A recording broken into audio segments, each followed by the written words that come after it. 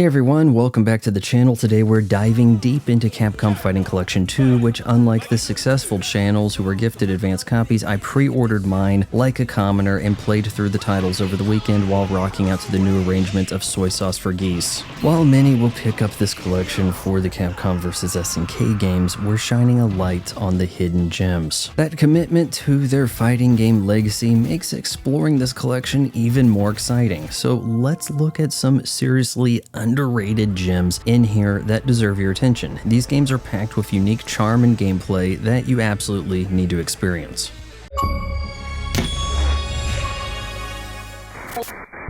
First up, we have the absolutely chaotic fun of Power Stone. This isn't your typical 2D fighter, it's a 3D arena brawler where you're grabbing items, transforming, and just causing mayhem. The energy in this game is infectious, and the highly approachable party game controls largely still work.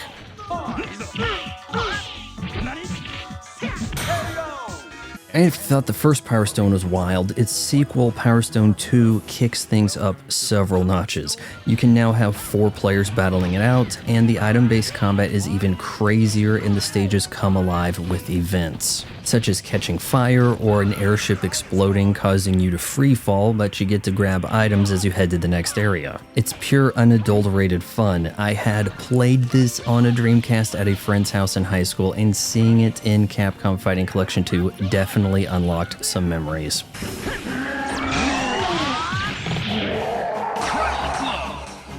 Finally, let's talk about Project Justice. This sequel to Rival Schools is one I had heard good word on and was excited to play. It's got this amazing over-the-top anime aesthetic wherein the story mode is unique to each school. Like, this one I played through was about some guy trying to take over Japan by collecting all the babes from each school, which is exactly how that works. There's another 3D fighter in this collection, Plasma Sword, which is a couple of years older, and don't get me wrong, it's worth giving a shot, but I think you'll agree that Project Justice is the gem here. The team-based fighting is incredibly strategic and rewarding with grapples that get partners involved. That said, like the rest of this collection, despite there being a team, you can't actually tag in the middle of a fight. However, in Project Justice, you can substitute at the end of a round. The characters are bursting with personality, and the 3D combat is as refined as Capcom would ever take it. You have control over your sidestep, but there's still some of that speedy 2D Capcom style action. Project Justice doesn't devolve into some floaty combat where you end up on your back like a Virtua Fighter. If you're looking for a fighting game with a unique flavor, Project Justice is a must-play.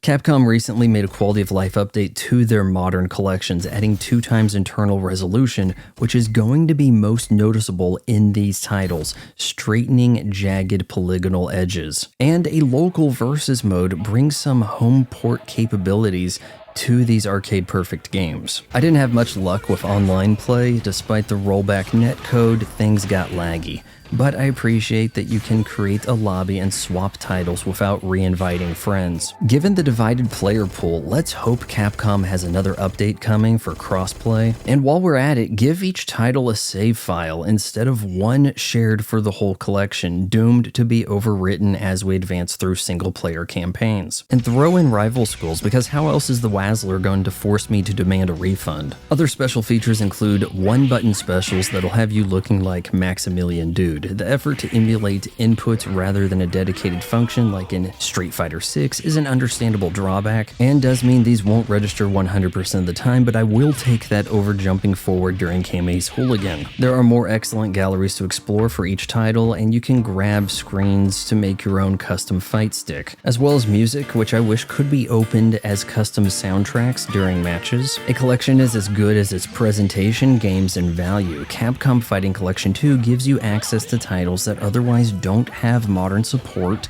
and some that haven't been seen outside of Japan. While I prefer the collection of games in the previous MVC release and don't care for the Capcom vs SNK brand of lethargic tagless team fights, I hope I've instead pointed you to some hidden gems. While the Capcom vs SNK games seem to be getting the glory, don't sleep on Power Stone, Power Stone 2, and Project Justice. They offer a different kind of fighting experience, and they're incredibly fun. I give Capcom Fighting Collection 2 an 8.5 out of 10.